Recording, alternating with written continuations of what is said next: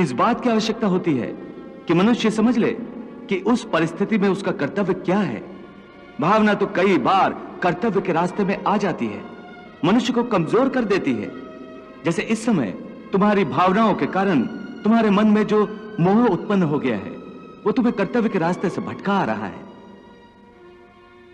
इसलिए शास्त्र कहता है कि कर्तव्य भावना से ऊंचा है। अभी तुमने बड़े ज्ञानियों जैसे तर्क किए कि कर्म के लिए कोई प्रेरणा होनी चाहिए और प्रेरणा के लिए कोई भावना आवश्यक है। ये सारे तर्क मोह जनित है। रिश्ते नातों के मोह ने तुम्हारी बुद्धि को धूमिल कर दिया है, इसलिए तुम्हें सत्य दिखाई नहीं दे रहा।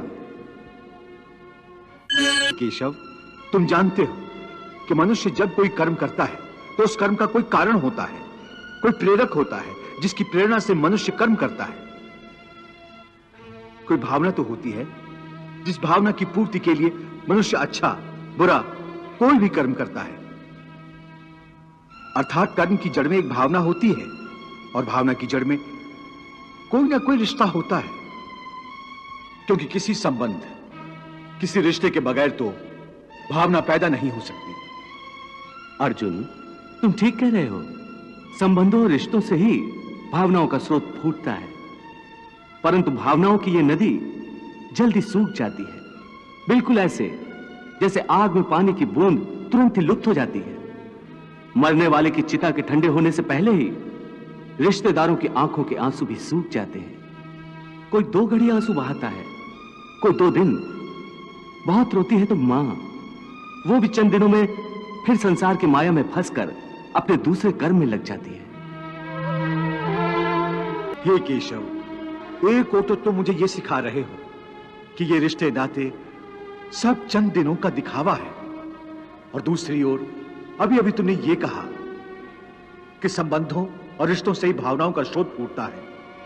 कहा था ना? हां, और मैंने ये कहा था कि कर्म करने के लिए किसी ना किसी भावना का होना जरूरी है, और भावना के लिए रिश्ते नातों की आवश्यकता है, क्योंकि किसी ना किसी रिश्ते की जड़ से ही तो भावना पैदा होती है।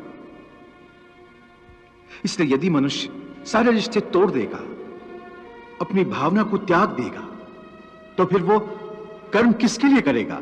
अपने धर्म के लिए। धर्म के लिए? हां, अपने धर्म के लिए। अर्थात धर्म के लिए भावना की आवश्यकता नहीं होती? नहीं, धर्म के लिए भावना की नहीं, बल्कि अपने कर्तव्य के ज्ञान की आवश्यकता है। इस बात की आवश्यकता होती है कि मनुष्य समझ ले कि उस परिस्थिति में उसका कर्तव्य क्या है। भावना तो कई बार कर्तव्य के रास्ते में आ जाती है, मनुष्य को कमजोर कर देती है। जैसे इस समय तुम्हारी भावनाओं के कारण तुम्हारे मन में जो मोह उत्पन्न हो गया है, वो तुम्हें कर्तव्य के रास्ते से भटका आ रहा है।